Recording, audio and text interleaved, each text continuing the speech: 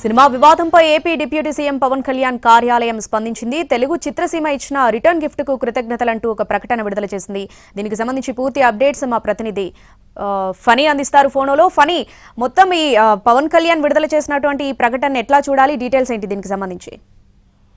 అదే ఇప్పుడు నేను చెప్పినట్లుగా ఈ ప్రకటన ఏదైతే వెలువడిందో ఎటువంటి బంద్ ఉండదు జూన్ 1 నుంచి థియేటర్లో అని చిత్ర పరిశ్రమ నుంచి ఈ నిర్ణయం ఎప్పుడైతే బయటపడిందో అంత సమస్య పోతుంది అని అనుకున్న సమయంలో ఈ ఉప ముఖ్యమంత్రి కార్యాలయం నుంచి ఈ ప్రకటన రావడం అనేటువంటిది మాత్రం గమనించాల్సిన విషయం. ఎందుకంటే ఒక గ్యాప్ అనేటువంటిది ఏర్పడింది అనేటువంటిది ఇక్కడ మనం క్లియర్ గా గమనించాల్సి వస్తుంది.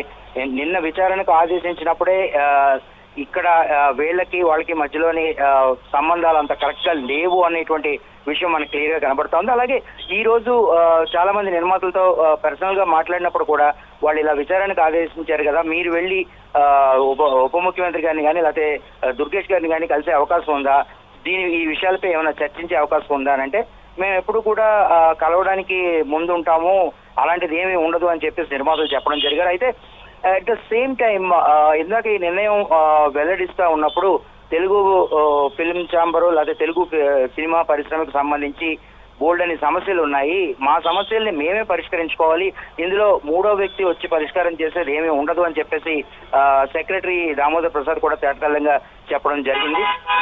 ఎందుకంటే ఇది చాలా రోజుల నుంచి నలుగుతున్న సమస్య.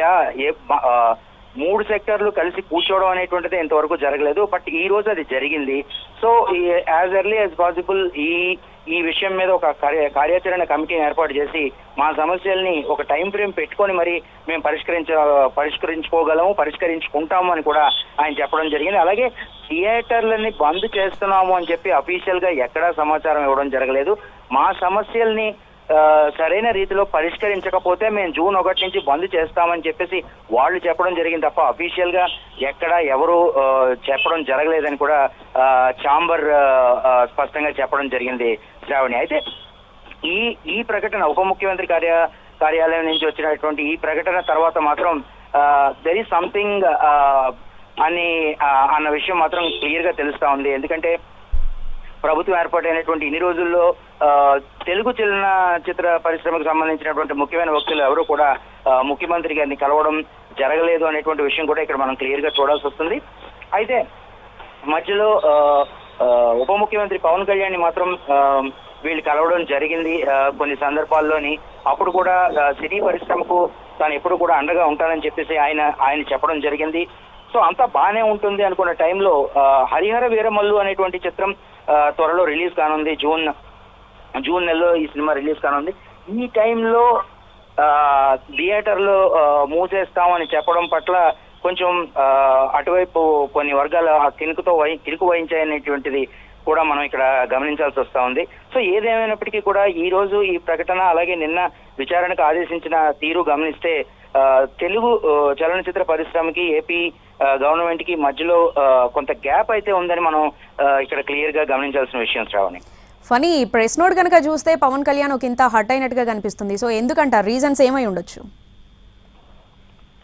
సో మనం ఆ ప్రెస్ నోట్ ని కొంచెం సునిశ్చితంగా గమనించినట్లయితే క్లియర్ గా మనకు ఒక విషయం తెలుస్తా ఉంది. ఇంతవరకు కూడా తెలుగు గవర్నమెంట్ ఏర్పాటైనటువంటి ఇన్ని రోజుల్లో కూడా తెలుగు చలనచిత్ర పరిశ్రమకు సంబంధించినటువంటి వ్యక్తులు ముఖ్యమంత్రి గారిని కలవలేదు అనేటువంటి విషయం అక్కడ మనకి స్పష్టంగా కనబడతా ఉంది. అయితే గత ప్రభుత్వం ఎన్ని ఇబ్బందులకు గురి చేసిన తెలుగు చలనచిత్ర పరిశ్రమ గత ప్రభుత్వంతో ఎక్కువగా మింగిల్ అయింది అనేటువంటి విషయాన్ని కూడా వాళ్ళు అందులో కొంచెం మెన్షన్ చేసినట్టుగా మనకు కనబడుతోంది. అంటే ఆ భావం మనకి అక్కడ క్లియర్ గా కనబడతా ఉంది. సో ఈ రకంగా చూసినట్లయితే దానికి తోడు ఉప ముఖ్యమంత్రి పవన్ కళ్యాణ్ నటిస్తున్న హరిహర వీరమల్లు చిత్రం రిలీజ్ టైంలోనే ఇలాంటి విషయాలన్నీ రావడం పట్ల కూడా కొంచెం ఆయనకి ఇరుగుతూ ఉన్నట్టుగానే మనకి కనబడతా ఉంది Shravani. Right Phani, thanks for the updates.